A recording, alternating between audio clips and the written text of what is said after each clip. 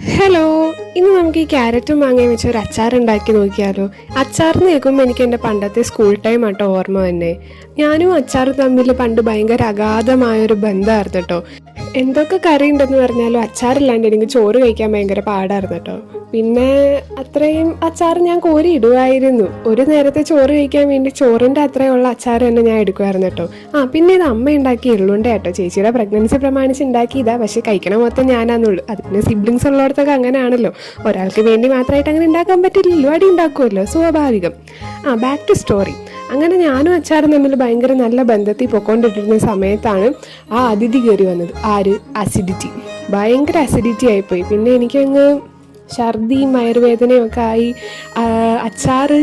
ഇനി അച്ചാർ കഴിച്ചാൽ ഇനി ഓപ്പറേഷൻ ചെയ്യേണ്ടി വരുമെന്ന് ഡോക്ടർ പറഞ്ഞ് എന്നെ പേടിപ്പിച്ചുകൊണ്ട് ഞാൻ അച്ചാറുമായിട്ടുള്ള ബന്ധം അങ്ങനെ കുറച്ചിട്ടോ. അപ്പോഴാണ് ഞാൻ ഈ അച്ചാർ കണ്ടുപിടിച്ചത്. ഇതാണെങ്കിൽ അച്ചാർ കഴിച്ചു എന്നുള്ള ആ ഒരു എഫക്റ്റും കിട്ടും, വലിയ കുഴപ്പമില്ലേ എന്തായാലും. പിന്നെ ഇത് മാത്രം മതി കേട്ടോ നമുക്ക് ചോറ് കഴിക്കാൻ. അപ്പോൾ ഇന്ന് ഈ അച്ചാർ ഉണ്ടാക്കിയപ്പോൾ എനിക്ക് ഈ കഥ ഓർമ്മ വന്നത്. അപ്പോൾ പിന്നെ അത്രേ ഉള്ളൂ. Bye bye.